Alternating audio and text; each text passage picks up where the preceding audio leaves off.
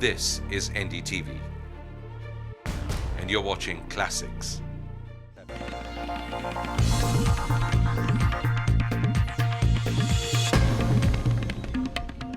Hello and welcome to Walk the Talk. I am Shekhar Gupta and my guest today, quite remarkably but not surprisingly, the third member of one family. Abhishek Bachchan, welcome to Walk the Talk. Thank you very much. Quite inevitable after your father and mom have both been on the show.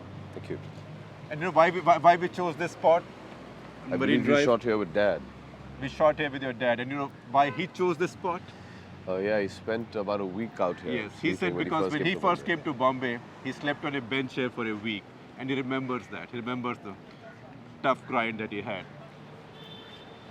In fact, he of all the stars, I think came from the school of hard knocks, isn't it? Almost definitely. And I think the wonderful thing is that he still remembers it. And that's what keeps him rooted. I still remember when we used to drive to town as kids. In Worli, there's a bakery called City Bakery.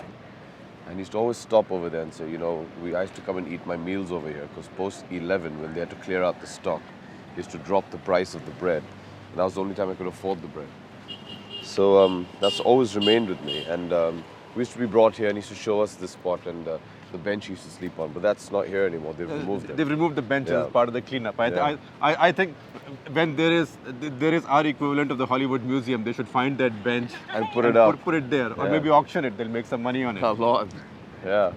So yeah, these are all memories. I mean, I remember coming here as a child and Dad used to show us these places. And, so I remember them. And when Dad showed you these places, did he ever say, "This is a tough business, baby. Don't No, Dad never said try that. and do something else"? No, he's always taught me that, you know, life's a struggle. Get up and fight it. And he said every day you're going to have to wake up and earn whatever you have to earn. And it's not going to be easy no matter what you do. And whatever you do in life, you'll have to work very hard. So he never discouraged me from entering the business. Incidentally, the City Bakery, do you still stop there sometimes? Yes. I stop there sometimes coming from the airport. Really? They make those really sinful mawa cakes. Yes, they do. They do. And the brun pav also is very famous. Absolutely. Yeah. And I think they're responsible for sort of spoiling the calorie counts Intake of a lot of many people, Many yeah. generations. Also, the Bachchans handle it well. But you've had your own hard knocks as well. String of No. flops. No, I think it's all a process of life. Ah. I think it's important to realize at an early stage what is required. I've always said that when I first came into films, I had no clue what I was doing.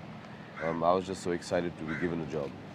I'd wanted to be an actor and had left college and come back to be with my dad because I felt he was going through a stage in his life where he needed me around him.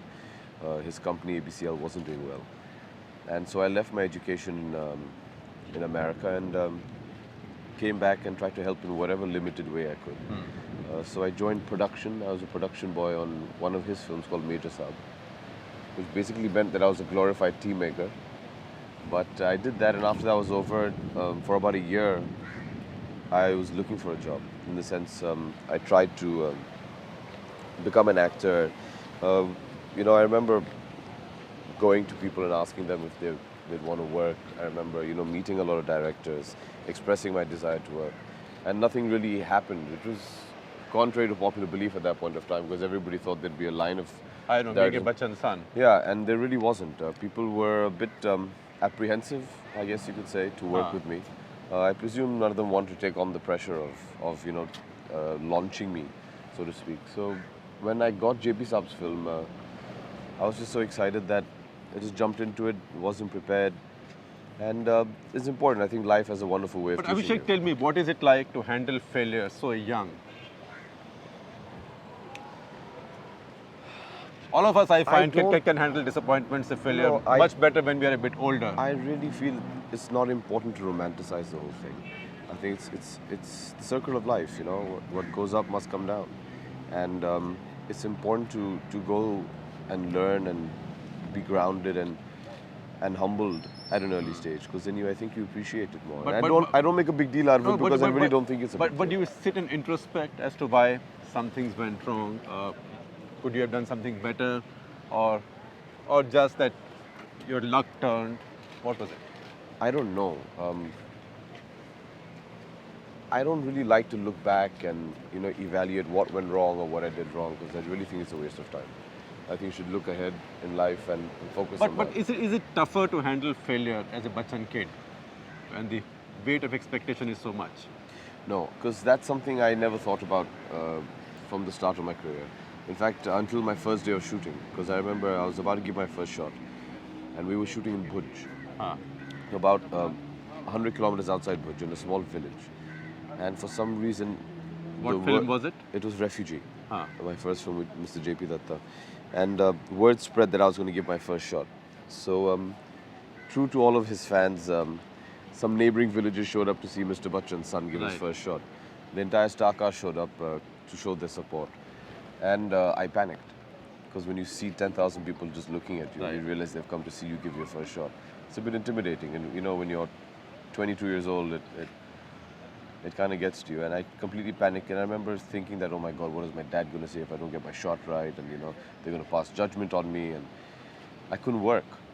That evening I went back and I said, okay, this is not something you can think about, because if you're going to be thinking about the expectations and the pressures, you're not going to concentrate on your job. And that's what I'm here to do. I'm here to act. I'm not here to bother about the expectations. That's something that'll always be in the back of your mind, but I'd much rather channelize my energies in my work instead of thinking about these things. So, is it harder? It's as hard or as easy as it is for anybody trying to start off and make a place for themselves in this industry.